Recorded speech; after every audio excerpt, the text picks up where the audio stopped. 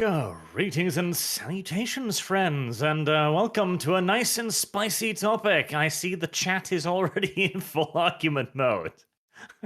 Oh my god, I don't even want to look. Yeah, this is a topic that gets people a bit excited, and I definitely understand why. Because here's the thing, too: I've been striving on this channel to be pretty neutral as I possibly can. Because here's the thing: I firmly believe both parties are waging a propaganda war here, as is their just right in an actual conflict. But I take both sides with enormous skepticism. So I believe I've got quite a few people on both sides of the aisle here following me. Yeah, and we have a lot of friends who are trapped in both sides as well. So it's not a good situation. But now that it's been 5 weeks plus roundabout, it's time to have a bit of a look back, isn't it? See what we got right, what we got wrong, and how we've ended up here. Yep. We've got a live map up here. We're going to have a look at a couple of these online sources, because I'll say this much. The first TikTok war has been very well documented by the internet, if nothing else. That's true. That's strange. That must have been... I wonder if that's equatable to Vietnam, the first televised war, you know? Well, kind of. Like, we keep calling every war the first televised war these days, because I remember when Iran... I mean, I'm sure you'll invade Iran eventually, Kyle, but, you know, for now... Working on it. I remember when the first Iraq war happened, the Gulf War, and that was called the first televised war. And in that case, they were journalists embedded alongside the troops. You saw it day by day, and of course there was Comical Ali, the Iraqi information minister. Oh, he was funny. You're probably too young to know any of this, Kyle. I'm small. I am small, Yes. tiny, He baby, actually is. little baby. Or actually is. Happens sometimes, you know? Sometimes you're just sort of squirted out at a more recent date than you, dinosaur. He's like, You know what's strange, right? I'm looking at this map here, and not a lot's changed since I last looked at it. No, well, something has happened quite drastically, and that is in the northern parts of the country. Oh, what's happening? Freshen me up. Well, there aren't any Russians, for one. They pulled out completely? Like, this map's authentic. Yep, this map is, as far as we know, up to date. There is some questions if they pulled out entirely from the Sumy region, but to the north, they're gone. They've withdrawn completely from the north of Kiev. Are they preparing for another assault, or are they going to maybe think about piecing out of this shit show? There is no way Putin's going to accept peace right now. Like, he has been humiliated. He ain't calling this shit quits yet. We have to endure another fucking madman's derpy ego. Here we go. Yeah, there again, like, Russia can't quit now. It'll not just because of one man's ego, but because of the damage it'll do to Russia as a nation. Because yeah, Putin isn't a madman. Like, he understands the game of grand strategy he's playing here. Yes. And he knows that if he pieces out now, he's weak. Well, it's more a figure of speech. Like, people called Hitler a madman. But it's one of those things where everyone calls him madman. Because they're the one that sparked the whole thing. But it was building for a while. I don't know. It's crazy to think that, like, it's still hard to process that there's an actual big war going on right now, isn't it? So it's a sizable conflict. Now, I do have a question for you. For Norway, for Norwegian news, how often do you hear about this over there? Every single solitary day. Over here, it's constant. Like, there is not a news broadcast that doesn't have an element of Ukraine. Our news still covers it a little bit here, at least the outlets I've been keeping tabs on, but I have noticed a severe drop in focus on it. Like, the Will Smith thing, like, literally smothered it out. I just thought that was funny. Kind of beautiful. Will Smith slaps Chris Rock. America just goes like, war? Yes. Meh. I find that remarkably dumb, but, that's just the news media for you. Also, a quick break in here. Dapluda, Hail ArchCast, Lord and Savior, and hashtag BreedKibs. Greeting from Austria, aka Small Newses. Hope you have a great time. I'm drunk and tired, so I'm going to watch the cast tomorrow. Going to bed now. Good night, Dapluda. Good night. It was a tactical response to a super chat, just to say goodbye. That's kind and good. Very nice. But no, there ain't no way in hell Putin's backing off now. At the very least, not until the next big offensive is in. Because right now, from what we theorize, they've pulled back the 36th and the 41st Combined Arms Army from the north, and they've also withdrawn the 2nd Guards Combined Arms Army from Sumy. So they now theoretically have 3 partial army formations ready. Now, bearing in mind, a Russian army formation is much, much, much, much smaller than our army formation. So we're probably talking about between 3 to 6, maybe 12 regiments, like 3 to 4 divisions, maybe. But that's still a lot of troops, and they're probably now redeploying them, readying for an offensive to try and close that Luhansk Donbass pocket for the God only knows which time. But that's going to take a lot of time. Like, I don't expect them to be ready to launch a major operation with these armies for at least a month, because they've taken a bit of a beating, and they're going to need to be moved quite a distance. And it's not just moving the men, it's moving the logistics. I mean, this is 3 armies, 60,000 men, maybe, which are going to require all of the fuel, all of the support, all of the ammunition, all of the food, the water, etc., etc. It's a big operation. Yeah. It's going to be interesting. I wonder how the morale's doing on the Russian front as well. Not great, so far as we know. Yeah, because that's got to be devastating for them. There have been the occasional reports of Russian soldiers allegedly taking care of their commanding officers when they get a little bit too zealous on the offensive front. I don't know how much stake I put in these allegations, because it sounds very dramatic. At the same time, the Russian army, or more correctly, the Red Army, does have a history of having officers die on the front lines duty with mysterious stab wounds to the back. Okay. Getting fragged by their own men, or fragged by upper command? Well, probably by their own dudes. Yeah, I can imagine. Especially if those rumors about them being conscripted and forced in there. Well, they're already conscripted, but about them being lied to about the training exercise thing. I don't know, I have a hard time believing that, but has that ever been confirmed now? No, and I don't think we'll have any real confirmation on that anytime soon either. God dang, this whole damn thing is smothered in too many little rumors. Okay, now that's a super chat too that needs responding to. Mechanicals and Dune asked, so are we going to talk about recent accusations of Russia's murdering civvies and graping toddlers on video on this one? Ooh. The thing is, I don't feel we have enough information on this one, because I have seen a lot of very contradictory stories, and I mean, you can simply say, like, don't trust Russian media, and yeah, I agree, they probably are spinning an angle, but so is Ukrainian media, and these are very, very, very serious allegations, and I really do not have the information or the standing to make any sort of conclusions here.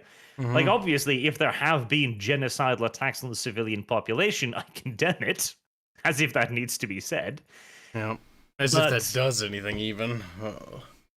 Yes, obviously, but no, I can't say any way or the other. Like, all I can do is look at the stuff that's coming up, and, well, here's the thing, right? Let me bring you an example here of what I mean when it comes to the confusion of this campaign. See if I can find it. Some of you might remember, just open up a picture here. All right, send this over to you, Kyle. There you go. Some of you might remember the picture of this woman.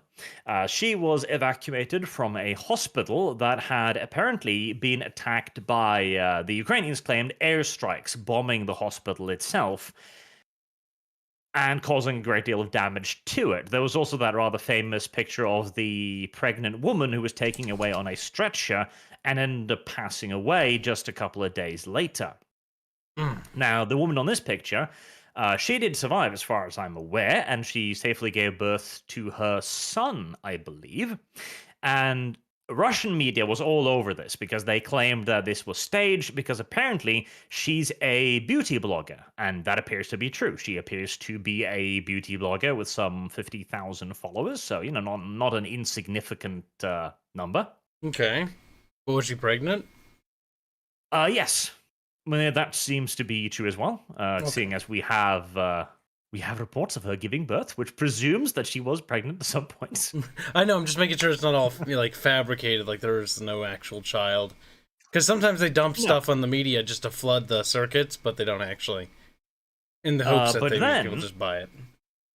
Rather weirdly thereafter, this is a very breaking news right now, so again, take all of this with a truckload of goddamn salt. This happened, I believe, last week, where apparently she had an interview on a Russian channel, a Russian YouTube channel, state affiliate, where she denied that there was ever any attack. Like, she didn't hear any aircraft noises or anything like that. So, all right. It's the same person telling us two very different stories. And it was also very interesting is I tried to look up this video and I found like 7 articles talking about this video, but not a single one of these articles actually linked to the video. So now I don't even know if the video exists. Like, this is being reported in by the Associated Press, which is a pretty major organization. And they claim, of course, that this is complete bullshit, and they had Associated Press journalists who witnessed the attack, took pictures of the craters, etc. So it's like, okay, what's happening? Why, if this is easy to debunk, link the video. We'll know. But they don't want to do that. And then you've got a woman providing 2 different testimonies. It's possible that maybe she was captured. I mean, this, I believe, was in Mariupol, so maybe she was captured by the Russians, are being forced to say this. Possible. Yeah. Then again, it was under Ukrainian control to begin with, and there is the question of why there were a lot of Ukrainian army apparently stationed at the hospital before the bombing, as that's what the Russians are claiming, and there does seem to be some evidence backing that up as well. There's also the now rather famous bombing of the Redditors, where I don't know if you've heard about this. But, yeah, no, I heard about this, but go ahead and tell chat. Basically, a Ukrainian soldier was taking a selfie of himself whilst at a briefing for the Ukrainian ground forces, and he uploaded this to Reddit, and Reddit then started upvoting it like, "Oh my god, we're gonna fight the Russians." And somebody from the Russian side saw this picture. It was uploaded without any censor or anything, so he just downloaded it, grabbed the metadata, determined where it was taken, and then bombed the shit out of the building, killing presumably everyone inside. And that building turns out to have been a school. Yep. Now, you're not supposed to be staging military operations out of schools. Yep. And so that's why, that ties back to whole Russia's excuse for why they're targeting these civilian structures, because there's troops inside them that are, firing on them. So it's a messy situation in which the soldiers attacking have rules of engagement, and there's people inside buildings that can't be targeted that are shooting at them, so they need to return fire. I don't know what the Russian doctrine on rules of engagement is in this war zone. Do you know? Well, from what we can see, the Russian ROE is loose. Weapons fucking free, I guess. Oh no. Pretty close. Here's the thing too. Like, I'm not denying that the Russians have been bombing civilian structures. The evidence is overwhelming, but at the same time, I'm not going to accept everything I see either, because I'm not in a position to verify any of this, and that's something I've made clear whenever I've talked about this too. Yep, it's just our opinions, and our opinions are about as valuable as a grain of sand. Yes, very much so. But again, yeah, no, that's what I mean when I'm saying, like, okay, have the Russians committed straight up war crimes? Mhm. All I can answer to that is, I don't know. Yeah, it's that the implications of them committing war crimes. It's not unheard of that these things happen in wartime, because they do. But like that does very much change the face of the Russians. What's the word? Standing, not standing. I'm having a hard time with words today.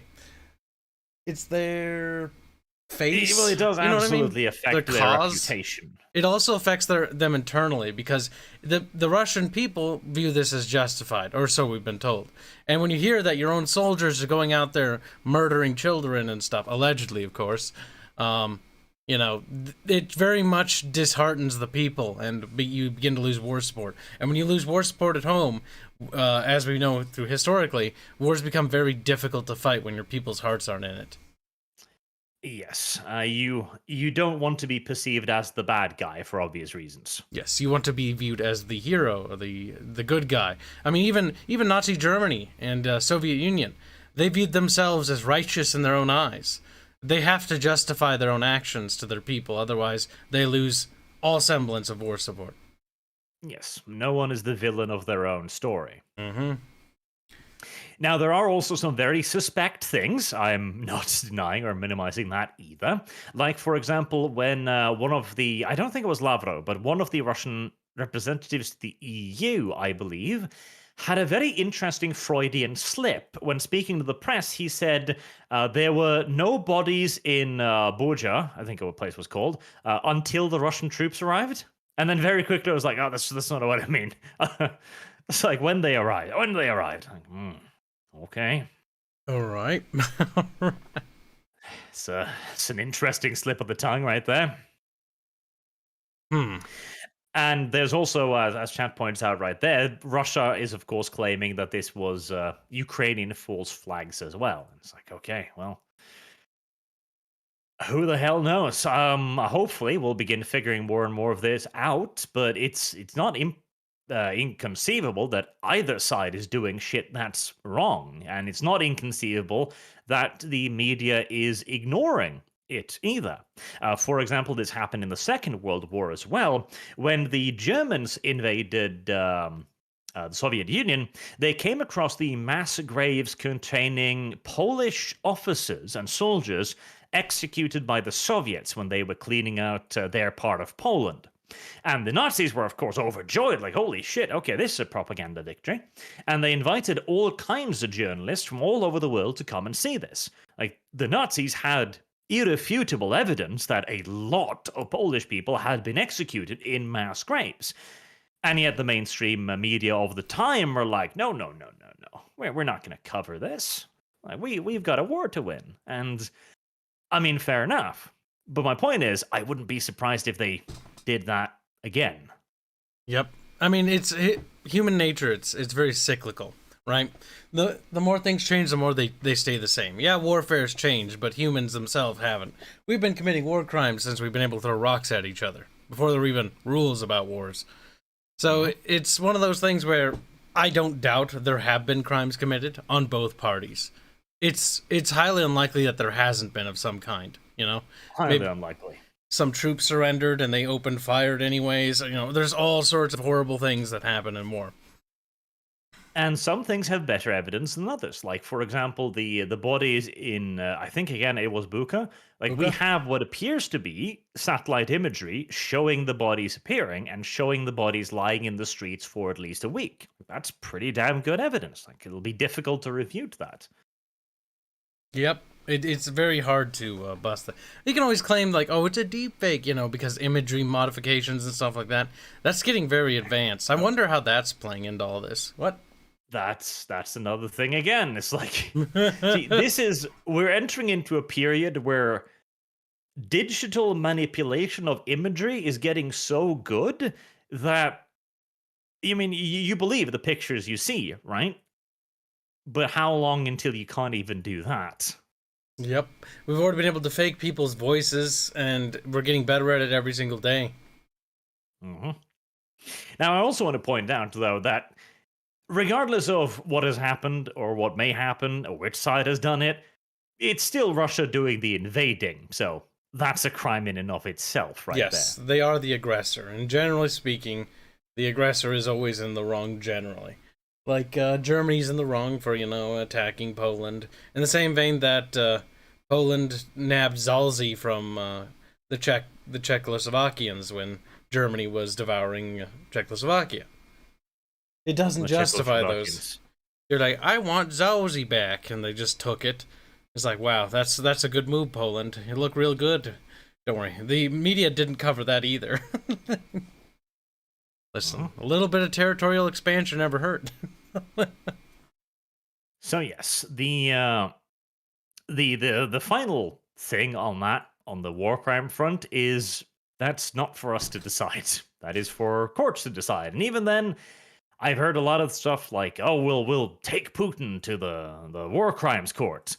Like hell, you will. Yeah, the only way you're taking him is this? Through the annexation of Russia or dissolution of their government through violent means. Which it would imply an Article 5 situation. And we don't want that. The chat does bring up an interesting question as well. It was fine when America did it. Well, see, again, this is a topic we could debate on endlessly in circles and circles and circles, because at the end of the day, this is a moral issue. Like, okay, killing civilians is bad. All right. Find me a country on Earth that hasn't killed some civilians. Mm-hmm. Every single nation. I'll wait. There's no tribe, no kingdom that hasn't done something. It's just human nature. I'm not saying this is right, obviously. And anyone who's like, God, he's saying war crimes are good, you're being ridiculous. But I am saying this is war. Yes. And I am saying shit happens in war. And that is literally unavoidable. There's no condemnation or condonement in that. It is simply just, I don't know. And I'm not in a position to do anything about this. Yep, we are not able to do anything about it. But that's not going to stop people who dislike you from saying otherwise, though.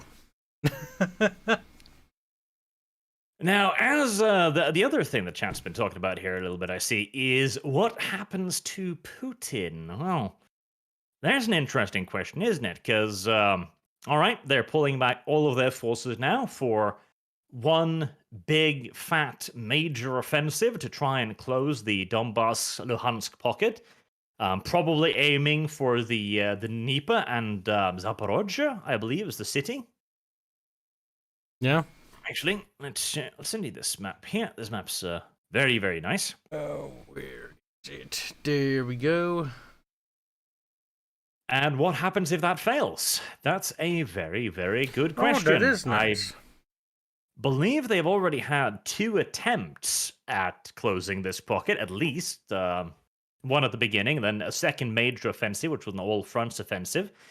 And it hasn't really gained a whole lot of ground.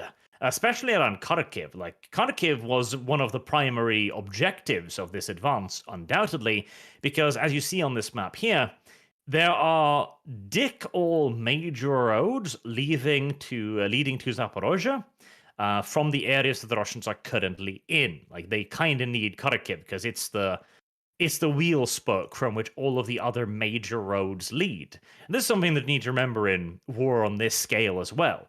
Like, yeah, there are little back roads in these areas, there are little trails, and there's even probably some paved highways and everything. But when you're moving 10, 20, 30,000 dudes, you're gonna need some major roads. And that's also why the Russians originally, seemingly having had only carried out their offensives along the major roads because of supply issues, simply. Yep, and Ukraine's not a small country. Don't forget that either. It's actually fairly sizable. It's got a lot of lots of tracts of land. They've got ground to give to the Russians in order to counterattack.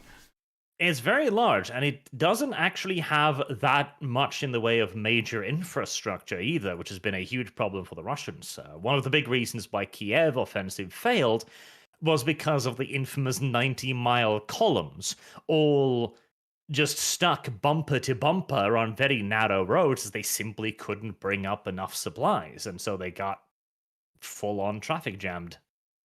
Yep. That's pretty bad, not gonna lie.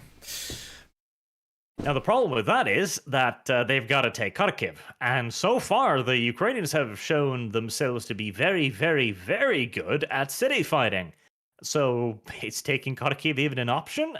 Well, that is a very good question. I mean, theoretically, if they manage to bring down the Second Guards Combined Army and the two other Combined Arms armies, they will have a ridiculous local superiority, but will they even have space to deploy that many troops? Never mind supplying them. I mean, again, those two combined armies caused a complete traffic jam north of Kiev.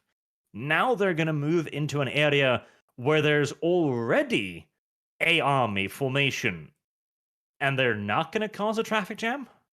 Huh. Yeah, it's going to be interesting how they're going to handle the next attack. Because the worst part is, right, they're regrouping for another push. That's what I assume, and I think you're on the same sort of opinion that they're going to do the same thing, right, in the north? Mm-hmm. But the issue is going to be, in my opinion, is now the Ukrainians, they've had experience, they've had time to fight, now they're going to be entrenched. It's going to be an even bigger of a bugger to get them out now. Not to mention the logistics, the roads, and everything else. The bridges will have been booby-trapped, sabotaged, anything and everything. It's going to be a nightmare, and I don't think it's going to be quick. I think that ship has sailed. Yeah, that's one of the big issues. I'm not entirely sure Russia has the capabilities for a truly fast-moving offensive in the area. And as dangerous as the Donetsk-Luhansk pocket is, it could potentially capture up to 3 to 4 Ukrainian brigades, as far as we know. That's still a damn long distance. I think that's, I think it's 200, 300 kilometers that they're going to have to cover before they reach the Dnieper crossings at... I can't even read half these names. Yeah, that's one of the issues I've been having. But yeah, it's now they can reach Zaporozhye from the south, presuming the forces down there are capable of attacking, which we don't know. I mean, they seem to have had their hands full at Mariupol now for over a month. So again, yeah, Mariupol seems... Is Mariupol... They still haven't taken the city? No. No, it still hasn't been taken. There are reports that the Russians have apparently managed to divide it in half now, which we don't know. The map here does not reflect the state of that, at least. But Mariupol has been a heavy siege. It's quite gruesome, at least from the stuff I've been hearing about it. That's impressive that they've been able to hold out for so long. Very, very impressive. It's also, of course, led to the very interesting rehabilitation of Nazis in the eyes of the mainstream media. Yeah, I've been seeing that in the news, and I don't really have anything to say than, that's ridiculous. Like, well, yeah, maybe Nazis aren't that bad after all. And it's not like the media hasn't done this before, remind you. Remember, what was it? Before the Soviets got attacked by Germans, the leftists or Red Hollywood basically didn't portray the Germans as particularly evil. Yeah, it's interesting. Now I've seen the claims that Azov has changed a lot since 2014. Entirely possible that the influx of new recruits have basically watered down the old neo-Nazi guard. Maybe. Possible. Again, just like I'm not going to make any hard conclusions when it comes to war crimes, I'm not going to make any hard conclusions as to Azov, but I mean, they were Nazis 2 months ago. I just find it very interesting that this narrative has flipped quite drastically. Yep. It's just interesting. There was the Lotus Eaters did a very interesting a thing on this where they showed a British BBC, I think it was, in fact, who were very charitable. Like, yes, the Azov Black Sun has occasionally been used by neo-Nazis, and their runic signature looks an awful lot like SS, but, it just looks like it.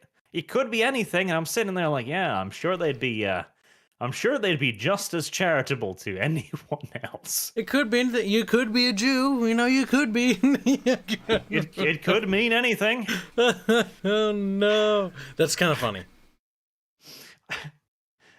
Yes, it kind of is. But their ideology aside, Azov has most assuredly demonstrated one fuck of a fighting capability, and that is beyond any doubt. How long do you think they'll hold for? I mean, hell, I wouldn't have expected them to hold out for 2 weeks, and they're now on week 5, so I don't even know anymore, dude. Like, Yep. It's strange. It's crazy to think that a city can hold out that long in the modern era, right? I mean, to be fair, the Russians aren't just using their full arsenal. They aren't carpet bombing. Yeah, that's one of the things as well, isn't it? So, what's going on? Why isn't Russia succeeding? Because this is one of the things I was wrong about as well. I figured that Ukraine would probably give it a go. They'd make a fight out of it, sure. But I was pretty sure that within 2 weeks, Russia would be in an undeniable strategic position of superiority. Like, they'd probably have taken half of Ukraine. They'd probably be sieging several of the major cities and slowly wearing them down. That's what I would reckon. Instead, they made some early gains, due presumably primarily to sheer good old-fashioned surprise, and then they were stopped completely and utterly dead in their tracks. And ever since then, beyond the Russian withdrawal, I mean, the front's barely moved. Yep. I mean, it's just interesting. Did you ever look up the, what was it, during the Russian Civil War, Soviet Civil War, the original Ukrainian, one of the original Ukrainian uprisings, along with Poland and all those other nations? I don't believe so yet, no. If you ever get a chance, you should take a look at it. It's interesting, because the Ukrainians, they don't like being pushed around. Granted, they did eventually get overrun, but they'll put up a fight, and they're doing it again here. They haven't changed in the last century, that's for sure. Chat also asks, suppose the entire Russian brigade was practically wiped out in the attempt to redeploy to the east. Any word on that being true? Well, casualty numbers, oh Jesus. Yeah, that's going to be all over the place. Because you got both countries trying to hide their casualty statistics for morale purposes. Oops, excuse me. Now, Russia has admitted to severe casualties, according to their defense ministry, which is a very interesting change of tone from... Because originally they were like, no, maybe 2 dudes have been wounded lightly somewhere. Yeah. So them going so far as to say severe losses indicates that there has been some pretty damn serious damage done. But at the same time, the Ukrainian assumptions that they've killed like 20,000 Russians and destroyed 1,000 tanks, etc. I'm not going to take either side's words when it comes to casualty figures. Yeah, you really can't. And honestly, I can't even fault either side in this case, because you want to hide those numbers because that will just dishearten the men. Obviously. I will say this, though. The 41st and the 35th, I believe it was, 41st, 36th, actually, excuse me. They withdrew from northern Ukraine very, very, very, very rapidly. I mean, they stopped and then they withdrew in the space of 5 days to a week. Now, that's impressive, because that's a lot of men to move out very quickly, particularly whilst engaged with the enemy to the front. And honestly, it seems to have been one of the best military operations the Russians have carried out so far, as there was no major reports of huge captured amounts of Russian soldiers, as far as I could see. There were no big reports of military equipment captured, etc. There were the occasional tweet about a couple of vehicles here and there and some positions seized, but the two armies seems to have extricated themselves remarkably well, everything considered. Especially considering how much trouble they had getting in. Mm-hmm. You notice maybe there's something to say there. The men would rather leave the country. I'll give the Russians praise for this. They seem to have orchestrated an excellent withdrawal very effectively. Yeah, that's good for them. It means they didn't lose too many boys, and that's good. Blitzflieg. Blitzflieg. Oh my god. I mean, hey, you may joke, but organizing a large-scale retreat of tens of thousands of men whilst engaging the enemy, that's bloody hard. That is. That is bloody hard. The French could learn something from this. They could. That was a very low blow, and that was easy hanging fruit, and I couldn't resist. It was a low-hanging fruit, that's correct. Once again, we dab on the frogs. But I have no doubt that the 36th and the 41st are both quite beaten up. And I will say this too, in the north of Ukraine, they seem to have extricated themselves fairly well. But in the area controlled by the 2nd Guards Combined Arms Army, the Nishin area? Actually, let me look this up. I had a chart over like what the areas were called. The oblasts, as they call them. Yes, I think... no, the Chernihiv Oblast, I think it was. Maybe. Don't quote me on that. But anyways, they seem to have done quite a lot worse, because there really did seem like they were having formations just straight up disintegrating in front of the Ukrainian advance there. Like, there were quite a lot of captured equipment, so... The 41st and the 36th might be fairly operational, but the 2nd Guards... We don't know. Like, it might have taken a lot of damage. Now, we shouldn't talk about Ukrainian assets. We can only speculate, but I find this really interesting. So, one of the things that I find interesting about the Ukrainian side, we don't really talk about too much theirs. There's a lot of focus on the Soviet, or not Soviets. Wrong Soviets, era. yep. Russians, they're all the same to me. No, they're not. All right. But the thing that I find interesting, right, is we know for a fact that our intelligence, NATO's intelligence, is probably leaking them information. Like, very likely. So they're just drip feeding them data. It does very much so seem that NATO is playing some favorites here. Yes. I call it a suspicion. We don't have proof, but I'm 99% confident NATO is just like, all right, they're gonna move here, they're gonna go here, they're gonna go here. I imagine they have our intelligence assets backing them up. They also have an influx of equipment, weapons. They have the literal world media on their side. They've got everything going for them. They're the little engine that could. Now, I still think they'll lose if the war continues to drag on, but if they can deal, like you said, a decisive blow to the Russians in a previous video, that will probably break the will of their people. But that's one thing I think that should be mentioned, because the Russians, yeah, they've got a lot of equipment, yeah, they've got a lot of manpower, but most of their stuff that they're using is actually fairly old and Soviet-era tech. Yes, and on that note, I've sent you another article here of, and I gotta say too, I absolutely despise the long line of European politicians now flooding into Kiev to bask in the reflected glory of Zelensky. Like, I hate it. The only thing I can see is one of the most unpopular prime ministers in British history getting to an actual war hero, and I do consider Zelensky to be a war hero because he has done a tremendous amount for his nation. And there's Boris just like, please connect me with him. I'm really shit, but I would like to be remembered as the person who met Zelensky once. I touched his winky once. It's like, okay. Okay. Like, Ursula von der Leyen, or whatever, the evil hag of the EU, was over there as well. Justin Trudeau is expected to make an entry. It's like all of the worst of the names of European leaders are just lining up. They're like, oh yes, we touched Zelensky, therefore we have glory. By touching it, we have obtained his glory. Now we can hold our offices. Oh my goodness. Yep. That's kind of pathetic. I'll also say, too, Zelensky is an interesting character, as I entirely stand by that. I do consider him to be a straight-up war hero for Ukraine, because he has been an absolute rock for them, and he has carried out a impeccable propaganda campaign. Like, you cannot doubt his abilities to put on a good show, so to say.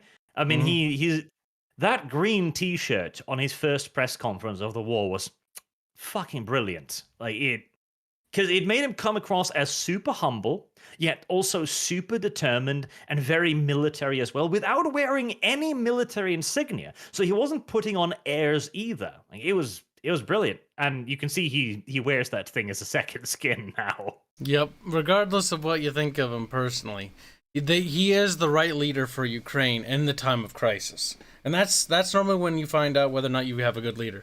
Shit hits the fan, and you look to your leader and you see what they're doing, you know?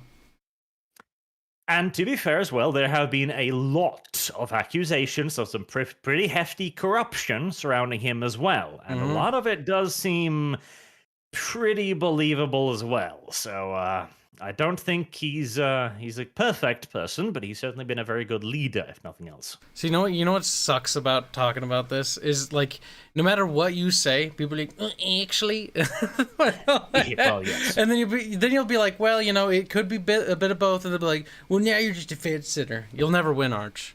I notice how you're trying to cover your tail there, but I can already see, like, a couple of people going like, well, actually. Well, yeah. So the chat is saying Zelensky's an actor given lines, he's a puppet, and hey, you know what? I see that interpretation as well. A good puppet, then. Do. There is such a thing as being a skilled puppet. Oh yeah, absolutely. Like even if we say that Zelensky was just given a script, right? He's like oh god, what was his like in Iron Man, was it 2 or 3, where it's the Mandarin, who's like the super villain, like, oh my god, I'm so smart, look at me, and he turns out to be an actor, and Tony Stark's like, what the hell, you're an actor? Like, yes, I'm just an actor. Yep, it was never a big deal. Yep, even if that is just Zelensky, a good actor in the right place can apparently do a lot of good. That's true. And hey, look at this. Like, even if we say that Zelensky has no credit for this, right? He's now sitting opposite Boris Johnson, who is deep tonguing his anus with every inch of effort he can muster. He's promising him 120 armored vehicles, a combination of, well, it's the media, so they say armored personnel carriers when they mean armored trucks, but details. And most importantly, they're shipping over anti-ship missiles. They're shipping Block 2 harpoons. That's a pretty big deal, because Ukraine has got nothing like that. Like, the harpoon's a big-time advanced anti-ship missile system that can make life for the Russian fleet in the Black Sea very difficult. Yeah, that would definitely help the Ukrainians secure the seafront. Being able to just blow their ships away at distance. Yeah, no, like that's huge. Like the APCs, they're sending them some old Spartans, which is useless goddamn garbage. Listen, you know, it's that, or they have to get in the back of an SUV. Here, let me start pulling out the Toyota trucks, guys. I found this ahead of time, so it can show chat what a Spartan armored personnel carrier is. Spoitin'. It's just sad. It's a little pop can. It's armed with a machine gun. So I can go forward, maybe backwards. Like, Ukraine, which is producing its own BTR-4s, will look at this thing with absolute, undisguised disdain and hatred. Like, this is what they'll give to the divisions they want to punish. It's like, we need you to absorb the enemy's ATGMs. Here you go. Like, Zelensky does not like you, comrade. Get in the Spartan. Oh my god. It's awful. It's like a 90s, 70s design. Why even send it? It's probably more a waste of resources and logistics to even support it. Well, it's to get rid of it. It is literally for the UK army to go like, God damn it, we need to get rid of these things. Just hoist them on the Ukrainians. I mean, I'm sure they could find some other third world nation that would buy them. That's how the United States sell their Scorpion tanks, whatever. We sold them to Thailand. We're like, super cool advanced tankaroo. Like, really? And then they bought them like, this Really? kind of shit. It is garbage. Their military boasted, like, we only nation to have them. Yes, you are. The chat mentions they'll give them to the Redditor Brigade. Oh, I just see a little Reddit flag hanging off the little antennas as they're driving forward. Oh, it's cute. It's so beautiful. Oh, the Reddit Legion. Oh, is that before or after they take the selfies of the depot? Now the other stuff they're sending them, they're sending them again. It's the mainstream media, so they're like, oh god damn it, they're APC, they're armored vehicles. They're jeeps. They're trucks with little metal bits welded onto them. And to be fair, they're sending them the Mastiffs and the Huskies, which aren't bad. Like they're perfectly fine utility vehicles. I believe the Mastiff is basically a bastardized version of the Rattle almost, and that's not bad. Like it's got a turret with I think that's a 50 cal up there, and actually those weapon systems up there, the big ass camera thing, I totally haven't worked on those things at all, mind you. It's not. It hasn't been developed nearby at Kongsberg Weapons Factory or anything like that. So I have no clue what it works like.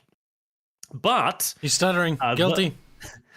But those optics are goddamn amazing. Like, again, if I was the theory craft about this, I would say that you could see someone from a very long range with that, and you could kill them very effectively with a 50 cal mounted on it. So yeah, these aren't bad, but the Scorpions are, Jesus. Or well, I don't think they sent the Scorpions, but the Spartans.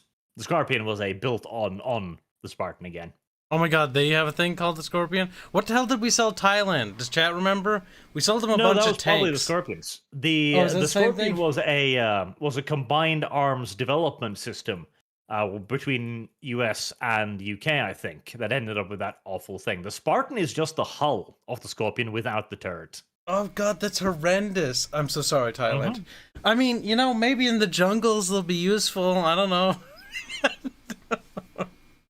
That's so sad. They're like, we have unique tank no one else has. It's like, yes. What 50 cal does, 50 millimeter does better. I mean, I agree. Oh, that's tragic. But that's also kind of funny. But yeah, but again, it's the harpoons. The harpoons are the big deal here, and I'm presuming they're sending harpoon land systems. Because here's the thing: the harpoon is a anti-ship missile. In fact, there's quite a few variations on the harpoon. But the thing is, most of it requires fairly specialized launchers. Like we use harpoons on ships and aircrafts, and I don't think Ukraine operates any of the ships or the aircrafts that you would normally put a harpoon on. So, yeah. I mean, they're sending them the harpoons. They're also sending them the launcher system too, right? Well, right. that's what we don't know. No. This is what I'm hoping they're sending them, because there are land-based harpoon missile batteries, which are literally just harpoons mounted to the rears of trucks, basically. Nice and simple. It's the Toyota warfare solution to anti-ship missile weaponry. Because that would make sense. They could drive them up along the coast. They've got quite a lot of range. Now, I don't know if they're sending them the newest ones, because I think the newest ones have a range of up to like 18 nautical miles, which is far. But the older versions have only got a range of, I think, like 40, 50, something like that. So it depends. But even then, that's a lot more than anything Ukraine has right now. And these are big boys. I mean, these will do serious damage to big Russian warships.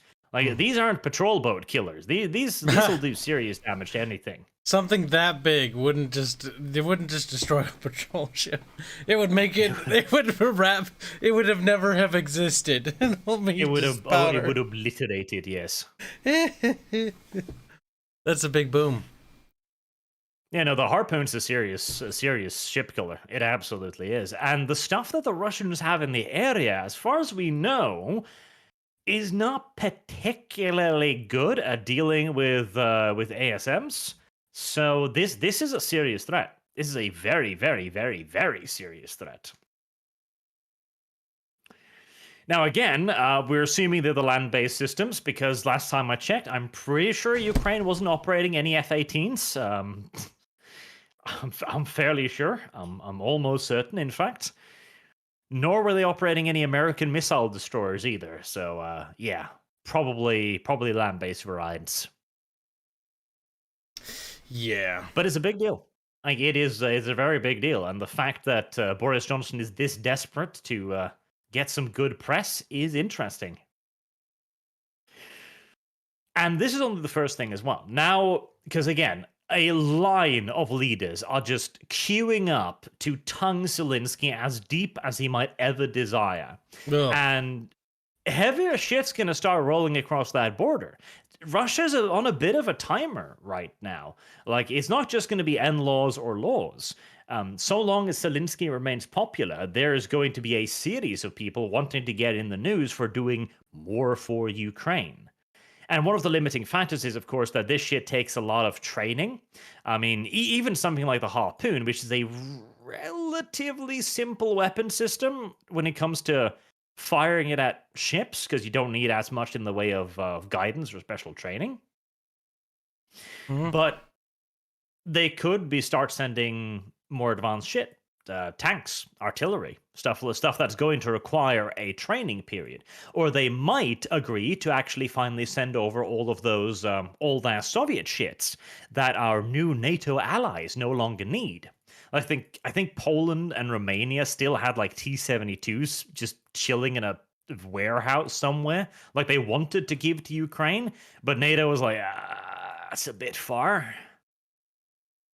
Listen, we're just gonna give the Soviet, we're gonna give the Russians back their tank. We've been playing too much war now. I've got the, like, every time I think Russia, I think Soviets, 1989. Mm-hmm. But again, this leads us back to the strategic situation right now. Yep. Russia's planning a major offensive. They're probably going to be heading towards Kharkiv. I very much so doubt they'll take the deeper position where we've currently got the 20th Combined Arms Army, because there'll be no way to supply them. They might also send them all the way down south and then move them past the north of Mariupol. That might be more realistic, like one army to the north, one army to the south, so they can take Zaporozhye and the Dnipro crossing simultaneously. That might be more realistic. But can they pull it off? And if they can't, again, they're starting to be on the clock here. But they've got two approaches. They can launch a major offensive, hope that they manage to smash through. And if they do, Ukraine is probably screwed, straight up. If the Luhansk-Donetsk pocket closes, I think Ukraine is over. That'll be a massive portion of their army surrounded and slowly withered down, and it'll be an enormous bargaining chip for Russia, as they can say, like, okay, make peace now, or we're going to start bombing all of these people. Yep. They gotta hope that doesn't happen. They gotta do everything in their power to ensure it doesn't. Yes. That would be a very big deal. The other alternative would be the slow siege tactic that I talked about in another video, where they actually use their battalion tactical groups to slowly grind down the enemy using their local fire superiority. Now, that I think is the less risky option, because Russia will almost certainly win a grindy war. Simply because the media's already getting a little tired of this conflict. Like, it's no COVID. And so when they begin moving away and start focusing on other things, maybe America's a institutionally racist democracy or something again, then the arms shipments start drying up. And when the arms shipments start drying up, currently I think Ukraine was requesting 500 man-portable ATGMs a day. So they're burning through this shit at a ridiculous rate. Yep. This, what's interesting here, right? This is kind of similar to the South Vietnam situation after the United States pulled out, right? where you had a nation asking for support from other nations, from the quote-unquote world, so to speak. But because the Vietnam War had such a negative stigmatism, we didn't honor the deal. We didn't also send them anything. We sort of just let them, roll up when they asked for it. It's sort of interesting because if you look at Ukraine, a similar thing could happen if this drags on for too long, or if for whatever reason popular support in the West dwindles. What you will see is a similar repeat of that instance. Yes. In which case, they're probably not going to try to close the pocket at all, because closing the pocket would be a big risk. If they pull it off, they'll have won the war straight up. If they fail, I feel like Putin is starting to worry about his position in the Kremlin right now. I'm thinking Putin starting to look around suspiciously at all of the other oligarchs. I mean, have you seen his long table? That's fine. Yep. Well, that was in France. God dang it. I was deceived. But in that case, they would probably move stuff into Donbass and they would just start doing the siege tactic. Moving slowly forward, little bit by little bit by little bit by little bit, until they have actually managed to take over. I think they were aiming to double the size of the Donbass-Luhansk area, and then basically go like, okay, we've established the autonomous republics, we've given them all of the land they wanted, we're totally done now. This was all we ever wanted. We declare victory, and then peace out. Yeah, that's also, will the Ukrainians accept that? That's another good question. Will the Ukrainians accept that? They're very. I mean, the Ukrainians I've spoken to are very vindicated. I mean, they're winning right now, so of course. That as well. They're very dedicated to the cause. Now that could also change, but it is interesting to think about. Will the Ukrainians accept it? Because even if Russia does secure that means that they'd have to be able to talk Ukraine into going to the peace tables. If they've got enough bargaining chips, if Ukraine is willing to actually talk about it. Or will Ukraine refuse to let that go? Because there comes a point when you cede territory, when you just should stop ceding territory. Because if you just keep going down that path, any nation historically, well, what usually happens is you cease to be a nation. Mm-hmm. And judging by the news coming in from the live map, it does seem like they are beginning a bit of that slow bombardment approach. Right now? Huh. Well, they've been doing it recently, yes. Oh, they've been doing it so for the last just 2 happened. weeks. Oh, gotcha. They're creeping barrage, so to speak. Basically. The thing is, though, they haven't been gaining a lot of grounds doing this. And I'd also say that we should be very careful listening to the Russian command staff, because somebody in chat pointed out that the Russians had said that they'd be focusing more on Donbass right now. Well, the Russians have been quite good at doing the opposite of what they've been saying recently. Oh, yeah. And that is a deliberate strategy as well. Like, they want you to not know what the hell they're saying whenever. Like, when they said they were withdrawing from the north of Ukraine, Ukraine was immediately like, no, you're not. You're totally going to stay. We're going to catch you. And the Russians left, which meant that the Ukrainians had abandoned a possibility to begin moving their own troops into better positions. Yet at the same time, the Russians were also insisting that no, we're not planning war against Ukraine. And then 24 hours later, they were invading Ukraine. Yep. I mean, you don't want your enemy to suspect. It's like the Molotov-Ribbentrop Pact, It's like, oh, we won't attack you. Just give it time. Absolutely. There's also the fact that it takes two sides to get a peace, as you mentioned. What is Ukraine willing to cede at this point?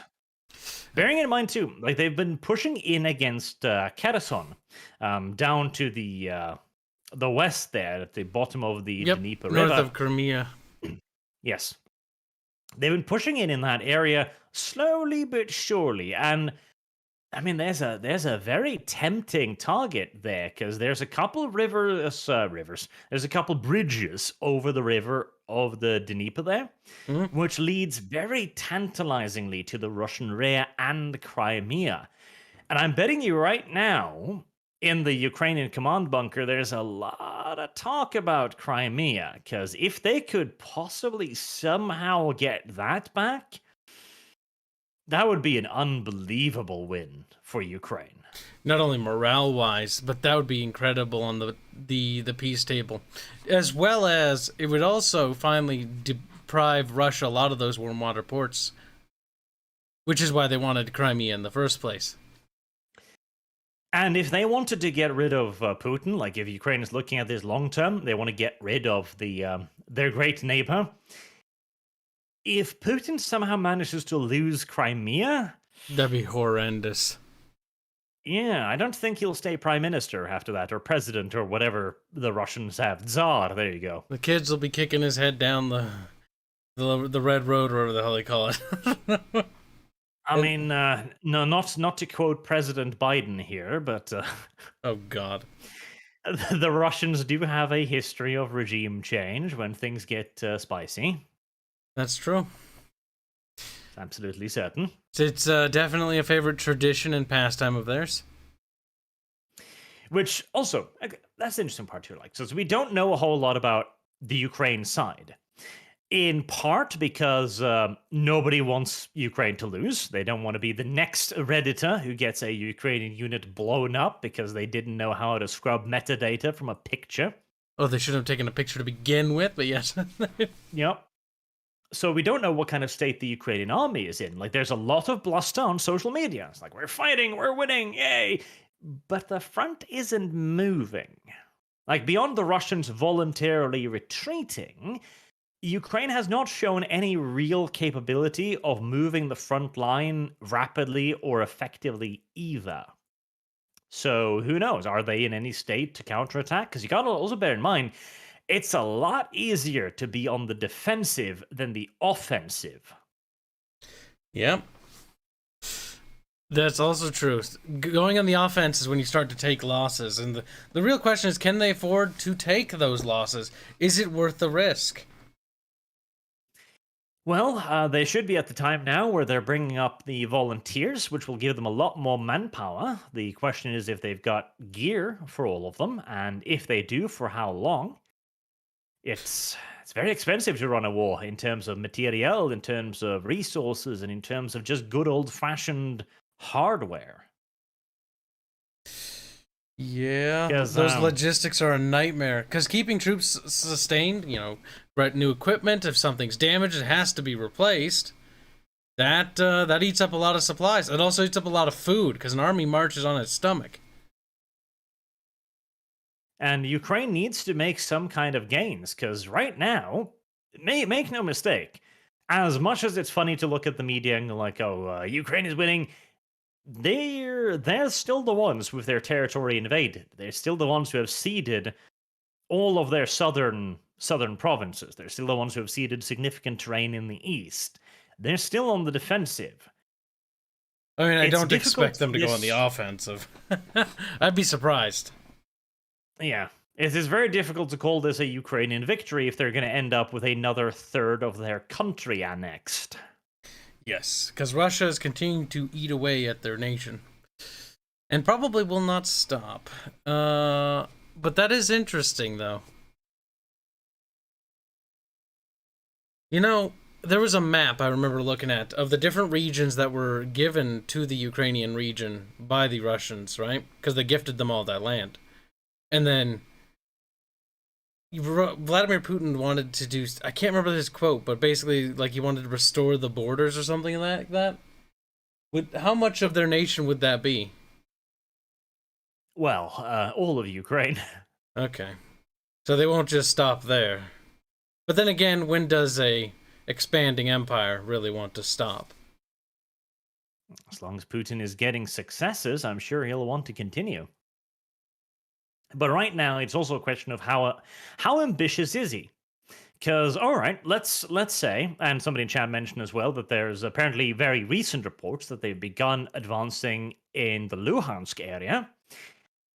Would Putin now be willing to just say that, okay, I'm going to get Luhansk and Donbass, their territory. I'm going to slice off a sizable portion of South Ukraine, and I'm going to hold a referendum there, and the people will totally vote to join Russia, of course, because It'll be like Crimea. Wow, the people were waving Russian flags. Like, woo! 95% of Crimea's population voted to rejoin Russia. It's amazing. That is incredible. You don't ever see elections like that. That's strange. No, it's a landslide. It's kind of, very good for them, I suppose. Yeah, no, they really wanted to rejoin Russia. And Putin could potentially save face by doing that. I was like, okay, well, and a lot of people are already kind of abiding by this narrative. The narrative that the attack on Kiev was a ruse, it was a distraction, you see. It was a damn expensive distraction, and a distraction that didn't achieve all that much. Except a bunch of losses, but yeah. And that was it was a very expensive distraction. They threw way too much crap at that. There was way too much effort in that offensive to be a quote unquote distraction. That fighting was heavy and that fighting was hard.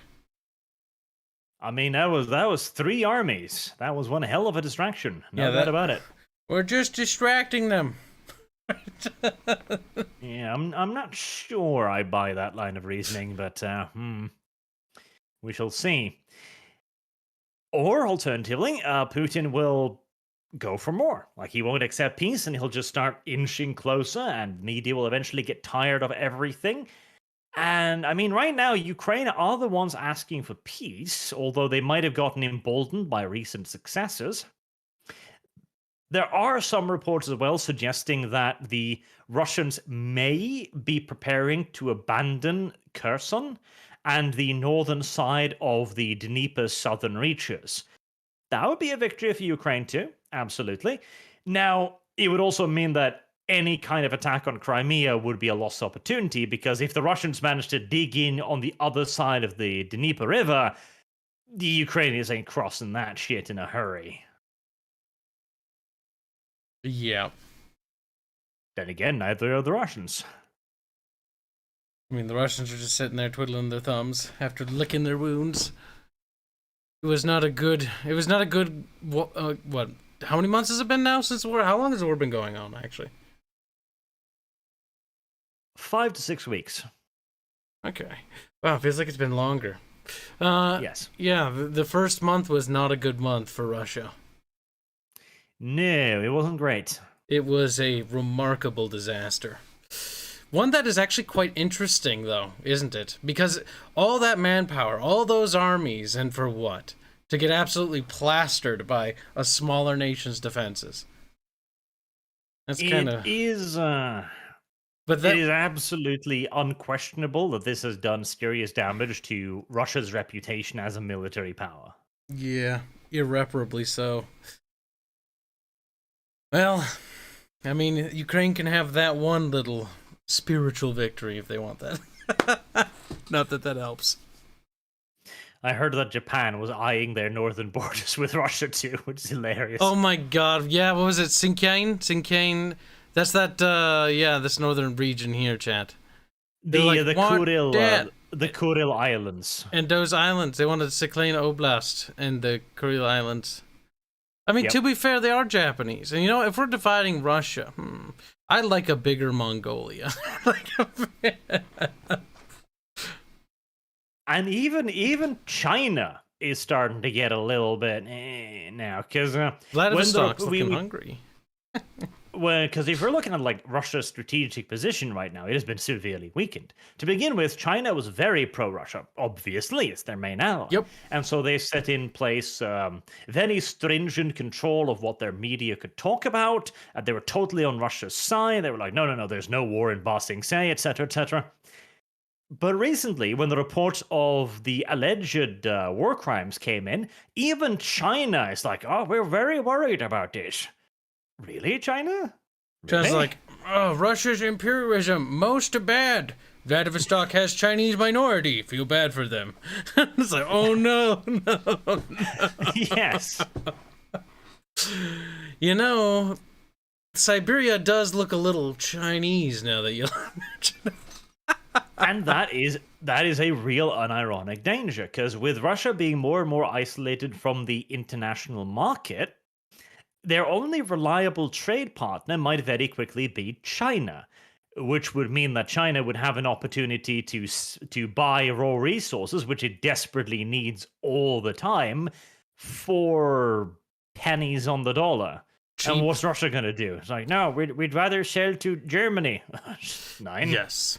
The big giant thing about China, the funny part about China and Russia relations, China and Russia you'd think, during the Cold War and every other circumstance against the West, would be perfect allies.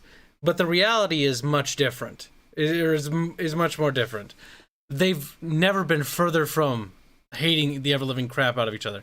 Like, Mongolia remains independent because Russia's holding that bargaining chip as their only bargaining chip against China. It's like, you want the rest of your big old empire back?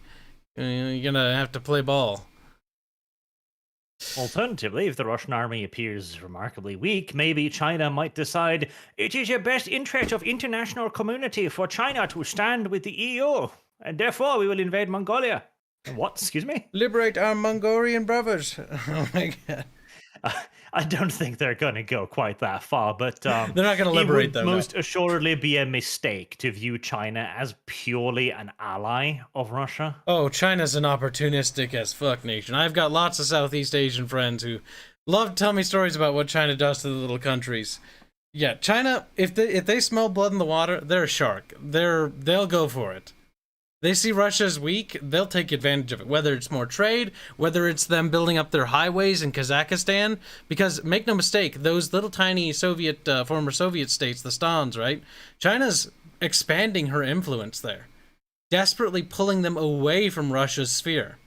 So, Russia and China are actually at odds because of this region right here, which is actually quite interesting. That's all their major highways are building because they're trying to get Chinese supplies to be shipped through here through I forget oh crap. There's like a highway network they're building. And that's the idea, is that they can start selling stuff and exporting it quicker without having to go around the sea. Yep. Like, the longer this war goes on, the more this affects Russia's global position.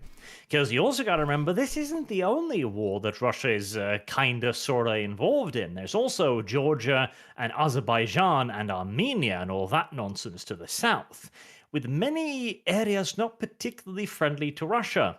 And then, of course, you've got Turkey, which has been doing everything in its power to escalate this conflict since day one. Turkey and Poland. I'm throwing Poland under that bus, too.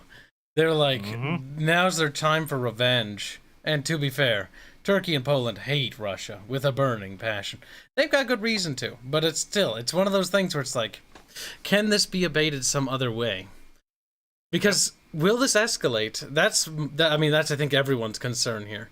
I think the sooner that this conflict draws to a close, the sooner people stop dying in this pointless, well, it's not pointless war for some people, but in this conflict, the better. Yes, because again, this has much potential wider ramifications. Like, for example, Belorussia. I was quite surprised when Putin decided to launch part of the invasion through Belorussia, because Belorussia has been a very useful ally for Russia, because they can claim that, oh no, neutral ground, whilst it's not being neutral in the slightest, of course. Launching invasions across, authorizing military troops to, that'd be like World War II, right? For those Americans who aren't aware. If Germany was like, hey, Canada, can I come into your borders? For some reason, they said yes. And then they attacked us from Canada's border. And Canada's like, well, it wasn't me that did it. It's like, You let them cross through you, though. And I've also noticed Belorussia does not have a great democracy, shall we put it like that. No. And I've been noticing a slight uptick in talk in the media and from Western news sources about, Belorussia, oppressed minority. Like, huh. Is that a dog whistle I hear? That's, it's like Belarus mad dog. They've gone crazy. They start pulling the Iraq thing. Oh no, here we go again. Yeah, if I was Russia, I would probably be wanting to start wrapping this conflict up, honestly. But again, you got to do it in such a way that you don't lose too much face either, because that's the thing. a rushed end to this conflict will exacerbate all of the things we just mentioned. Yep. Japan beginning to look at the Kuril Islands and going, maybe. China looking northwards going, maybe. Georgia, Azerbaijan, maybe. Poland, maybe. It's an awful lot of maybes if they start ending this on a weak note. Yeah, that's the thing. I'm curious. And here's the thing. Oh, go ahead. No, finish your thought. Oh, I was just, I'm just curious to know what the outcome's going to be, because honestly, Russia's not going to back out of this without having some sort of victory over Ukraine, meaning that a Ukrainian victory is going to, I don't want to say it's impossible, but it's going to be difficult to achieve. They're going to have to actually break some serious balls here if they want to actually take this and actually make it into a victory. But even if Russia loses this conflict, like, that's going to affect their internal stability. Their economy's already in tatters because of this thing. It's gonna be forever before the situation in Eastern Europe is unscrewed from this conflict, no matter which way you slice it. Yes, there's an awful lot at stake for both sides here. Like, as you mentioned, Ukraine is going to have to do something, I think, fairly drastic to be able to get a good peace settlement. Like, even a withdrawal of Russian forces from the areas they're currently occupying is going to be difficult as things stand now. Yeah. At the same time, Putin is going to want to end this on a victory. Even if, so that he can just declare the war to be one-sidedly over. Like, he gets one big win, maybe he conquers, Kharkiv, or he expands Luhansk, Donetsk to the size he thinks they're supposed to be, and then he just declares a victory and walks away. It's like, no, war over, no, done fighting, no, military police action completed. Military operations, all right. Oh, that's true. Special military Remember, operations. the Russians, anytime anybody opens their mouth about disapproval about the war, because the Russians are the good guys, right? They disappear them. En masse.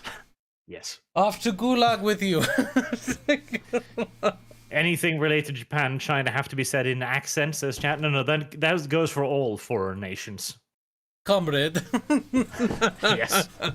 We do it for the Russians too. Yeah. I don't know some of these accents, like, how do we do Slovakian? I don't even know. Yeah, or Georgian. Like, what does the Georgian speaks? Hingendurgen? That's you. No, that's you. That's my people. I have no idea. I have no idea what language they speak. That's going to be it. Before moving on to Super Chats, that'll be my analysis. Russia will do one of two things. It'll either try to close that pocket, which I'm leaning towards, just because it would be a victory that would allow Putin to just walk away and claim a victory. He could end on a high note. Or they're going to try that siege tactic with the battalion tactical groups, which, to be fair, is exactly the purpose the BTG was designed for. Gaining local ground to gain influence in peace negotiations. That's the literal purpose of the BTG. To take strategic objectives slowly but surely, so that the Russians can go, aha, but we have this piece of clay now. You must surrender to us. And the Ukrainians say, no, we're going to take it back. This was funny in Korea, by the way, where they fought over the same hill like 160 times. Oh God, what was the name of that hill? I don't even remember, but it was occupied and unoccupied frequently. That wasn't Taegukji or whatever it was called, if I remember right. No, it wasn't in Taegukji, I think. Wasn't? I remember there was a hill that they just kept fighting over back and forth because the two brothers on either side. Yes, there was one hill there that was lost and retaken an absurd number of times. Had to keep changing because hands. Both sides were like, okay, this will actually move the border by a lot, so we're going to keep fighting over it. No, that's not Hamburger Hill. Hamburger Hill was in Vietnam. Yes, that was Hamburger Hill is not in Korea. That's correct. You're right. It's in Asia, chat, but it's a little more north than that. Over here. A checkpoint, Charlie. Several hills. Well, there are probably more than one, so you're correct in that. Ooh, the hill fighting. Oh, sounds like a good map. Kidding. But what will Ukraine do? I kind of hope they take my advice and have a mad dash at Crimea, just because it'd be funny. And if they succeeded, my God, would that be very funny? It'd be funny. It's like hundreds of thousands of dead bodies are like, it'd be funny.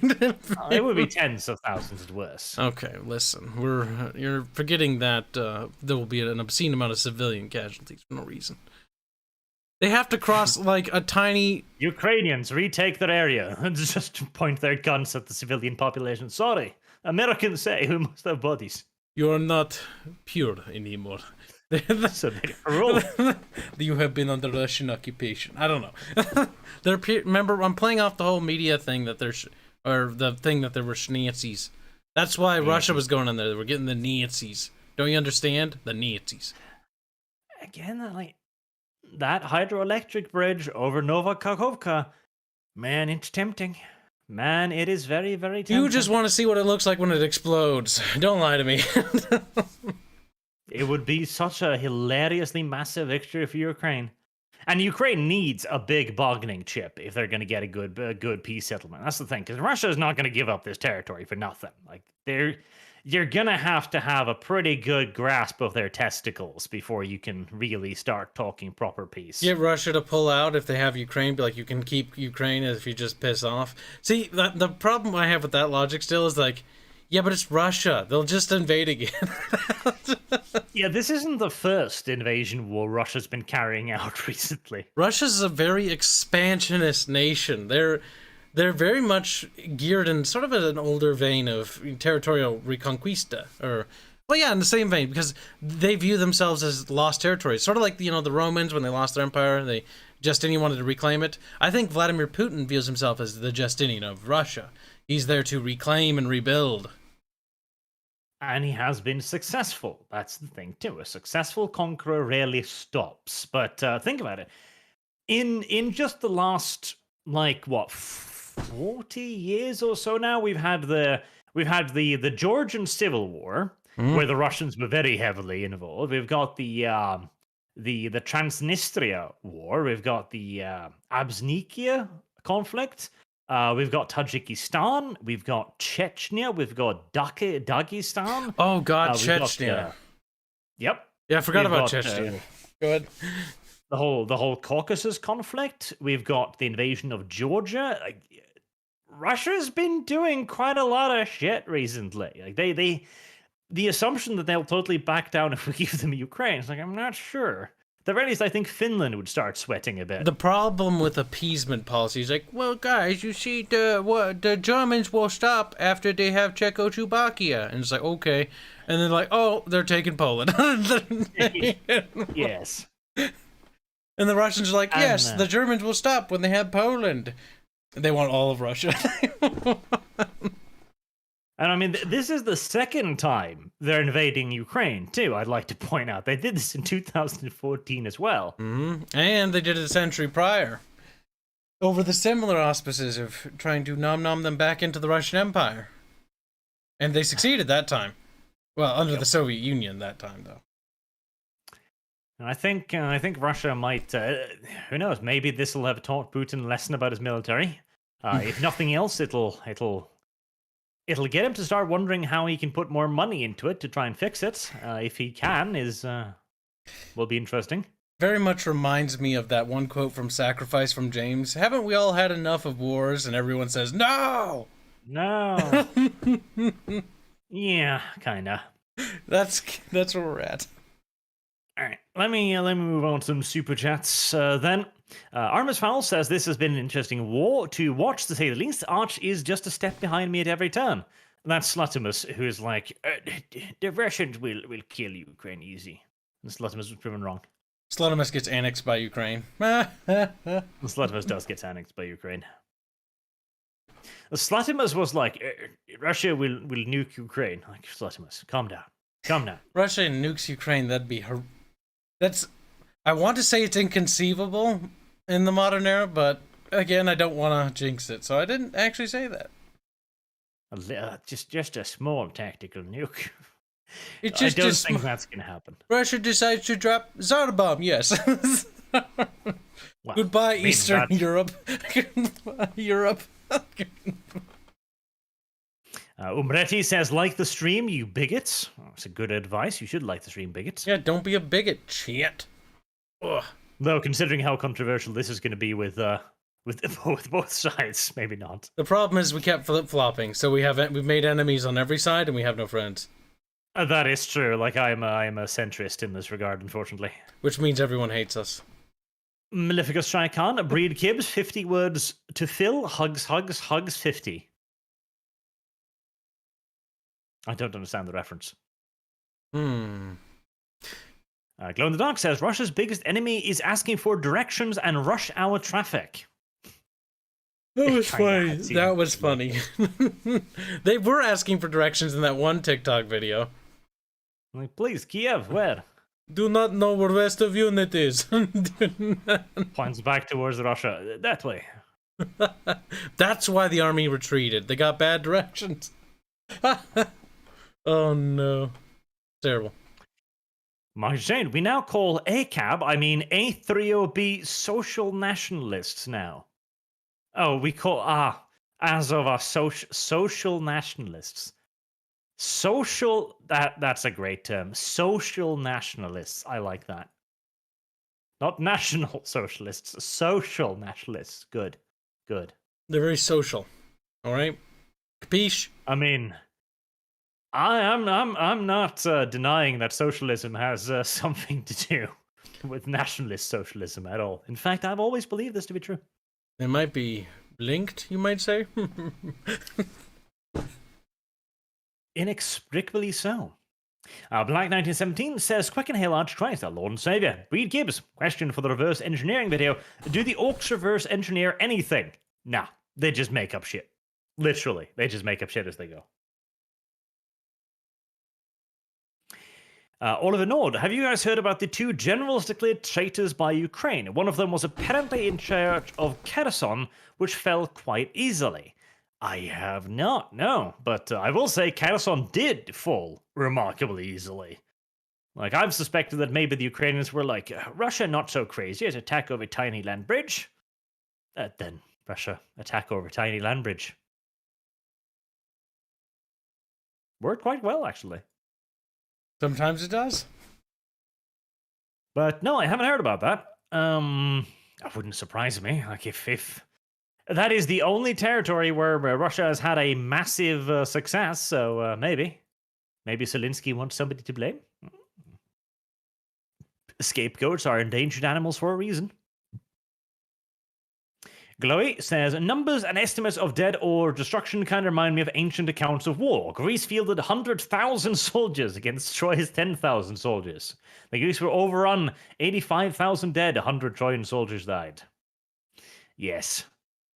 The ancient texts teach us much about how they managed to have vast armies back then, without trucks or logistics. My army of 10 billion, or if better, the Romance of the Three Kingdoms. Yes, one man defeated several armies. The million-strong armies. Easy peasy. Glow in the Dark says, we need to launch these harpoons, but we are poor. Time for some redneck engineering. Get the duct tape. Get the welder and moonshine. This pontoon boat getting an upgrade. I mean, the Hemmet with the harpoons on back do kind of look that way. Guamson Cruz, say Arch, what are the chances of nukes being used of any size? Very small, in my opinion. Tactical nukes, I mean, I wouldn't consider it impossible, just because Putin is quite famous for always being willing to go one step beyond. Every time somebody goes like, Putin will never do this, he's like, oh, God damn it, now I have to do it. Oh no, we shouldn't have mentioned the nuke thing. And hey, we were talking about how difficult it was going to be to fight their way through Kharkiv to launch that blitz offensive towards the Dnieper and Zaporozhye. Well, Well, indeed. we'll just leave that there. That would be the thing is though that would be a proper straight up war crime on a tremendous scale that Russia really couldn't deny because we could probably see that thing from goddamn orbit. Not to mention every radiation reader in the world would suddenly start ticking loudly. Yeah, I don't think they'd be that crazy. Skullthrone 888. Russia not having a real NCO core is biting them hard. I also never want an infantry to insult supply units, maybe a POG, but you're a janitor. That's true. But yeah, you are correct in the NCO, the non-commissioned officers. The thing is, in the US Army, being an NCO is basically a career. Like, they want to keep experienced NCOs around, and they give them quite a lot of benefits, quite a lot of incentives. And it is tremendously useful for the commissioned officers, because commissioned officers have to start out somewhere. They don't start out as battle-hardened, driven warrior commanders with pearl-handled revolvers. They start out as incompetent 20-year-olds looking at the battlefield with a very large map in front of them going, I think Baghdad's over there. Yep, that's why the NCO steps up as the basically the advisor. Yep, and says, no, sir, that's Seattle. You're looking at the map of America. Oh. Oh. Oh, no.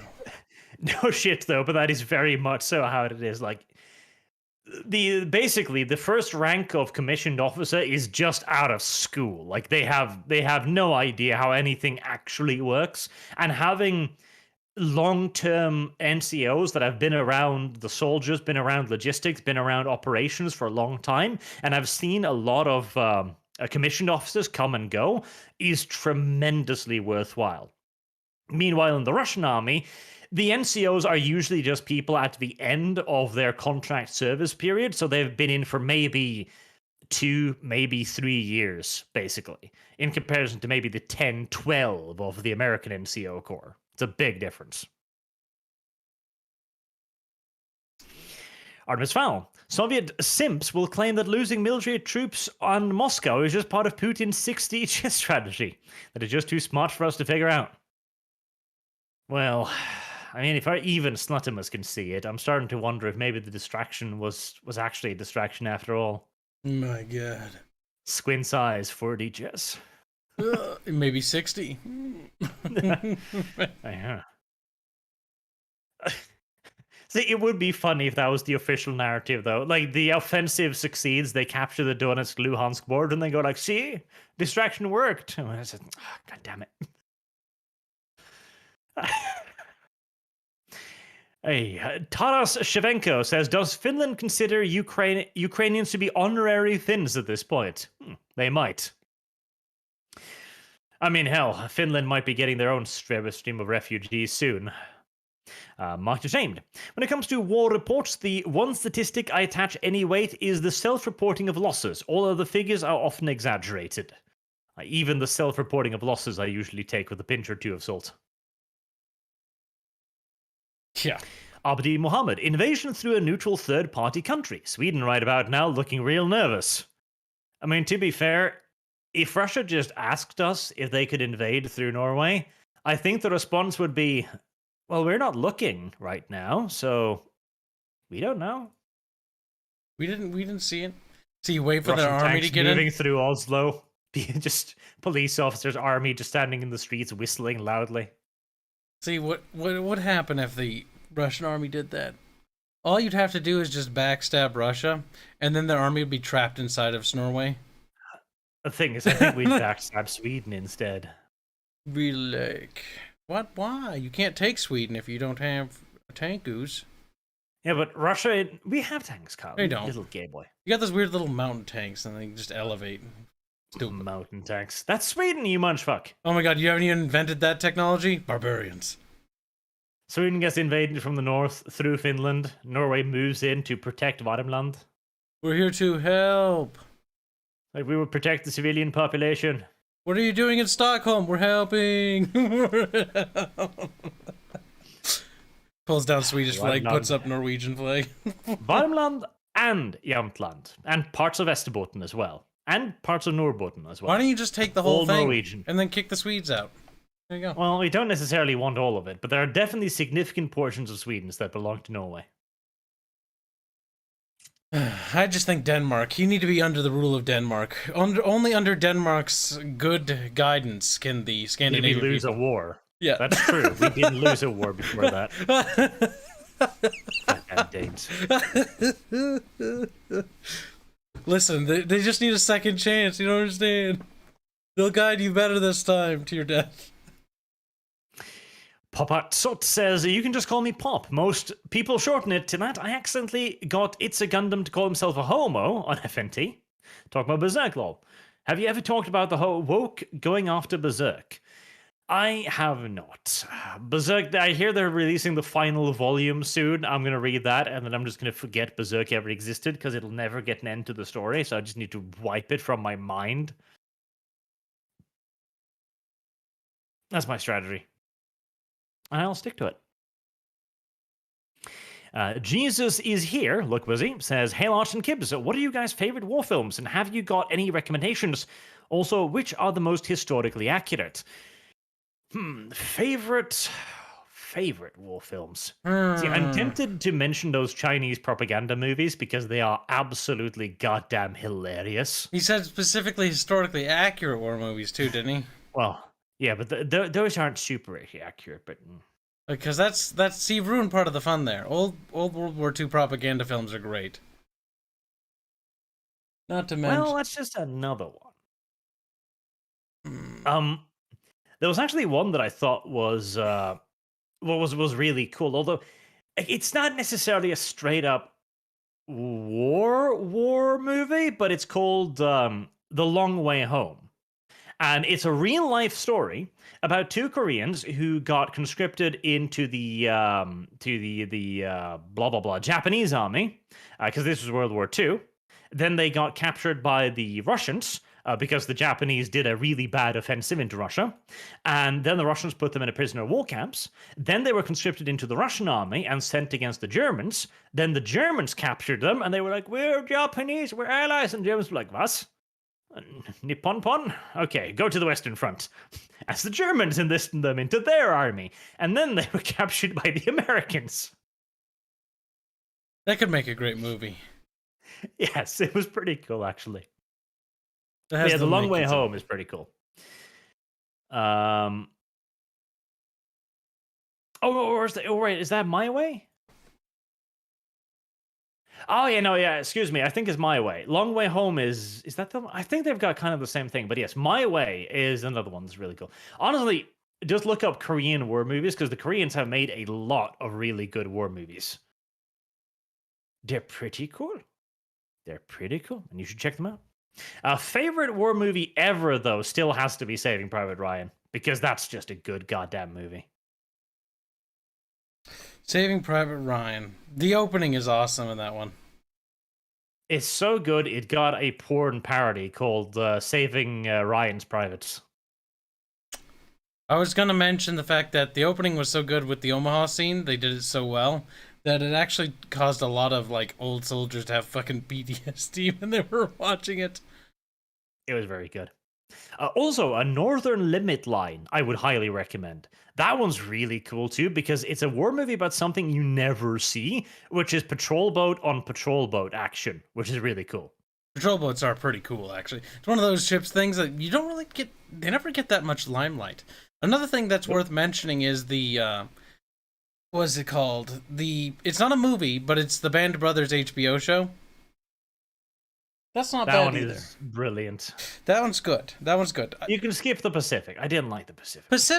Pacific is it's different. I'd say still give it a shot, but it isn't quite the same. There's also Letters from Letters from Iwo Jima. Iwo Jima, yes, thank you. That one's really good too. Now you're starting to spark me memory on these war movies that are somewhat accurate. And bear in mind, Band of Brothers is somewhat accurate. Some of those soldiers that they claim died in the show actually later lived and were transferred to different units. Different units. Units! I meant to say unit. There's also that one German movie from the German perspective. Oh, what's it called? It's like in the Eastern Front. Kyle. I'm Enough trying. Nazi propaganda out of you. Listen, these are good historical movies. Mark James says, if it weren't for Romania, NATO would not have suffered any losses. That's true, Romania did manage to crash like 3 helicopters into the sea. It's almost like Romania's like, hey, we're under attack by Russia. NATO goes like, but you crashed in a storm. Russian storm. Russians caused the storm, actually. Don't you know Putin has his wizard powers? He can create great storms. I don't know about that, honestly. Gosh darn Romanians, they can't do anything right. Actually, just check out Korean films in general. Korea has a really, really cool movie market. They've also got one of the best zombie movies ever made, particularly recently, which is Train to Busan. Super good zombie movie, like an actual zombie movie. Oh, yes, I know the movie you're talking about. I remember that was very popular on a lot of the pirate sites I patrol. And I was like, wow, that's everywhere. And so I ended up giving it a look-see, you know. Yep. The Koreans have a really, really, really, really, really good movie industry. I mean, which is good on them. Yeah, sometimes you get, like, I know it's easy to dismiss the Asia's movie productions. Goddamn foreigners. Yeah. Bollywood, because Bollywood exists. Bollywood. To be fair, Bollywood has its own charm. In a bad way. I don't know about that, but if you say so. They're bad, but sometimes bad movies can be fun. I don't know about that, but if you say so. Listen, there's a certain entertainment value when you watch a bad movie with friends. Unless it's the Halo TV series. Then it's not. Then it's awful. I don't know about that, but if you say so. Oh, he's turned into a loop. Rex Familia Vito says we should invade Sweden before they get a chance to join NATO, just so they can't join. That's true. At the very least, we should have some border skirmishes with them so that we can point towards that on the NATO treaty and go like, hold on, they've been in war recently. They can't join. You started that war. Yes. I don't see your point. Screw Sweden. Tank Imperator, tanks are dead. The death of the tank. YouTube told me so. Yes, I have hated all of the like, are tanks obsolete videos? Because every one of those videos is like, no, it isn't. But I like clickbaity titles. God damn you. Can you imagine if tanks were obsolete? It's like, we only use planes and infantry now. But we're seeing a return of cavalry. The guys on horses. And I do like the rationale. Like, the tank is being killed by a weapon system that costs way less. Oh, so the Navy and the Air Force are outdated as well. What? We might as well never build advanced weapon systems because they might explode for some reason. Okay. It's just stupid and should be ashamed of itself. Listen. That's it. We will return to Rhodesian slingers, okay? We're going back. This weapon system will never be defeated by anything cheaper. It's literally a stone. We can literally find rocks anywhere. Goes to desert. The ultimate weapon system. It costs nothing. It sucks when you're in the desert, though, because the rocks are too tiny because they're sand. Well, I mean, you're just going to have to improvise and fire multiple sands at a time, I guess. Let's try slinging some sand. I don't think that would work. Tarashenko says, was Heinlein right about the effective military structure? Well, Heinlein has said many interesting things over the course of his life. But I think he was perhaps a little bit too idealistic about the military, in my opinion. I think he was perhaps a little bit too hopeful when it came to his ideas of the military and larger warfare. Particularly, of course, when it comes to Starship Troopers, where literally everyone in the army is just a shining beacon of civilization. Like, everyone's a super good guy. So, I think there might be assholes in the army too, but... However, I agree we should just formulate our entire army around the idea of Starship Troopers, because it'd be funny. We will use one infantry soldier or Starship Trooper will patrol. How much distance was it by themselves? It was quite impressive. Like, power armor as a concept, in a lot of other universes sounds like, oh, you know, Space Marines are pretty powerful. Then you read Starship Troopers book, and you're like, oh, that's ridiculous. Like, yeah, I just patrol like an entire sector by myself. God, I miss old school science fiction. We're just super mega banasses all the time. Firing nukes from my shoulder, don't worry about it.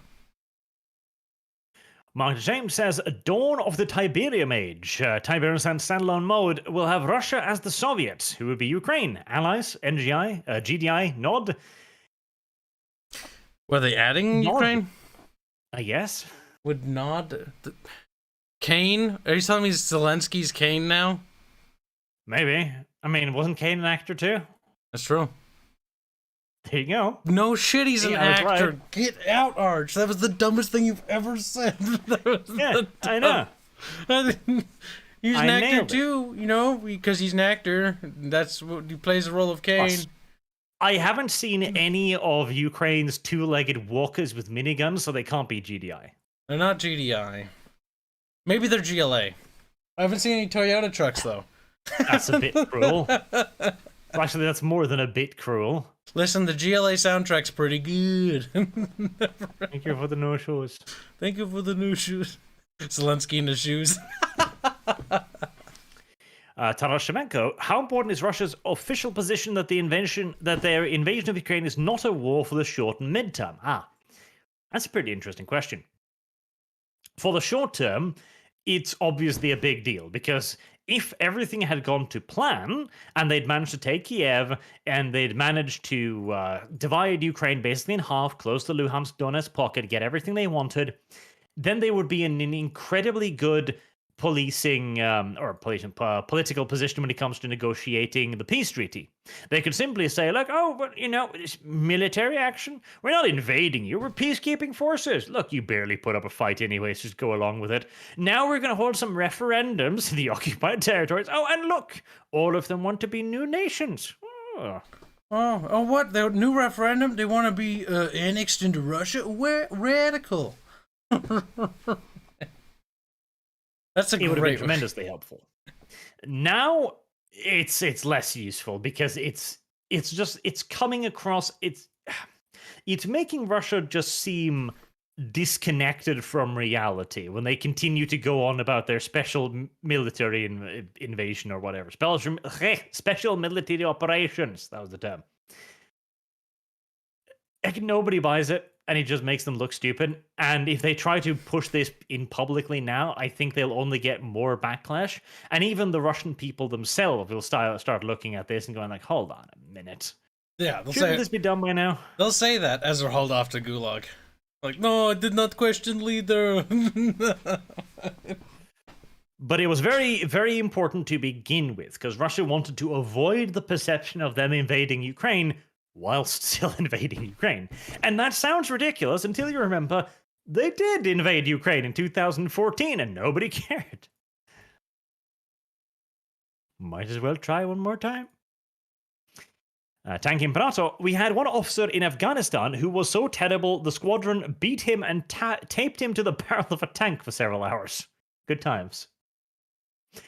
Well, the fact that you weren't all summarily discharged and or executed shows that at least he had a sense of humor or realized that he was a fuck-up. That's good. Audi Mohammed. Lol, that joke flew over your head, Arch. Germany invaded Norway through Sweden. Also, all of Norway belongs to Sweden. You'll be Swedish soon. Didn't flow over my head. I decided to interpret it the correct fashion. Silly, soon, Arch will be putting banana on his pizza, too. You'll be doing it. Sweden is not even a nation. It's a fake state made up by Russian media. Sweden will annex Norway, just like it always should have been. A big blue blob. Mark the shame. The YouTube recommends 1864 clips. Okay. Well, at least YouTube is recommending something nice, isn't it? And I don't actually mind 1864. Presuming you're talking about what I think you're talking about, which is a Danish drama series about the 1864 war between Denmark and was it Prussia back then, or was it Germany? No, it was Germany, wasn't it? Help me. Say that again? No, it was Prussia. No, it was Prussia. What? I'm almost entirely sure it was Prussia. What was Prussia? Shut up, Kyle. You don't know anything about this, anyways. I know a bit about Yeah. Prussian history. I'm pretty sure it was Prussia. So 1864, chat. If you search for 1864 Danish, you'll probably get it. It's not a bad little drama series. I'd actually recommend you check it out because it's pretty cool. And it's set in a war that no one knows anything about or cares about, mind you, either. Because, well, it ended really poorly for the Danes, who were like, we can defeat Prussia. Prussia was like, no, you can't. Yeah, not a good idea to attack Your Prussia. country will be German. Prussia. And it was. It was. Prussia's very martial, though. Like, back when they existed. Yes, it was a rather one-sided conflict. Yeah, that just doesn't seem like a good matchup. And so ever since, Schleswig-Holstein has been going. Oh, poor little Denmark. They deserved it, though. They're getting smaller, the little noodle. Sandum, my grandparents sat at a table for two with two World War II veterans, one US and other German. Those two vets learned that they were in the same battle and also had shot at each other. They had a good chat. I'm good. Like, I almost killed you there. I'm like, yeah, bitch. Now's my chance to finish the job. Grasps cutlery. Oh my god. That would be quite something. Mark to shame, tanks are obsolete because cyber tanks, better known as Ogre, now rule the battlefield. Similar tabletop system to Battletech. Yes. We need mechs. That'll fix it. Yes. Like, the tank is too expensive to be effective. Alright. Let's try walkers. Oh, we gotta build actuators. What if an actuator breaks? I'm like, you fall over. It broken down. But it would be funny. I would like to see Tiberian Sun Wolverines, if nothing else. Tiberian Sun Wolverines will be cute, even though they're just like little. In the cutscenes, they're little tin cans, little visor, and just two miniguns. Yep. I'm not saying it would be particularly effective, but it would look pretty cool. Just walks across the battlefield. 180 gem kills it every time. But it gets to fire, it's gonna a little bit. Brrr. The guy inside's sad. At least his death will be quick, though. It's like, at least I'm not in a scorpion. Some Thai guy somewhere. Glowy says, you are right, Arch, election season is coming up, so the media will probably pivot because election ads are one of their money makers. That's true. America is about to have a little bit of a midterm elections, which will be very interesting. We shall see. We shall see if America comes to census, or if they will continue down this interesting path. Glow in the dark. I'm expecting a nerf on all Russian armies in strategy games due to the problems they're having in Ukraine. Suddenly, the T-72 stats in Road to 56 mod drops drastically. They're like, we don't like this. Wait, did you say T-50? Wait, which, what? What did you say? Which tank? T-72. In Road to 56. Kyle. Road to 56 means the road to year 56. I'm gonna hit you over the head if you don't understand the idiocy of the comment. Yeah, but I'm tisming. I'll hit you. No, tisming. No. Hit. You goofed up because 1956 they did not have the T-72. Jake, okay. Of course they did. Evolved Potato. Backstab both Sweden and Russia. Take both. Become a Norwegian empire ruled by God King Arch. So is Skaven RP on tomorrow? Or has Kibbs ruined another week of rat power? Kyle, do you have anything to confess to chat? I haven't done anything. I'm perfectly innocent. As always. As always, I don't know about that. I know about that. I don't know about that. I've spread my truth, and people have become, Coke. It's like woke but Gibbs. It might be, it might, it might. It is unclear. It is up in the air. We still have yet to receive, status reports of sickness, so it's still on a little bit of a wobbly basis, but we'll hopefully find it out fairly soon. You'll know soon, TM. TM, indeed. Very much so, TM. Trademarking it while we can. Tarashemenko, can I get a shout out for Oryx and all his sleepless nights verifying and cataloging war losses since the Russia-Ukrainian war started? That is true. Oryx has been doing a lot of work. The Oryx site, too, has been doing a lot of work trying to catalog as much of the losses as possible, which has been a pretty damn major job. There's been quite a lot of these people now trying to catalog this, and a lot of people have done amazing jobs trying to keep a track of all of this, so a shout out to everyone who's been providing these cool-ass resources, like the live map we're looking at right now, for example. Mm-hmm. It's crazy that we can actually have this now. Could you imagine? Imagine that.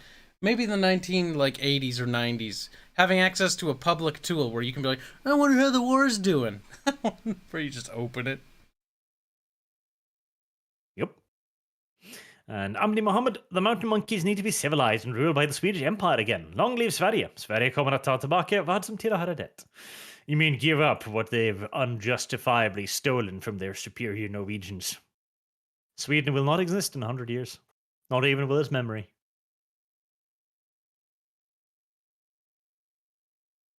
No objections. Good.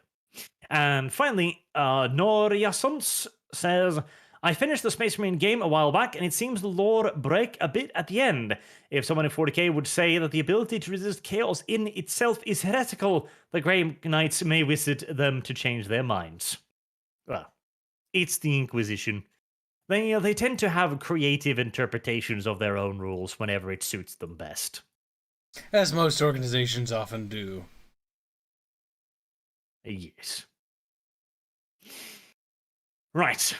With that, we shall wrap it up for today. Thank you all very much for watching. Thank you all for your super generous super chats. And we will hopefully see you next week. And I'll try to remember to put an update in the community tab as to the status of the RP, as we have a little bit of sickness walking about.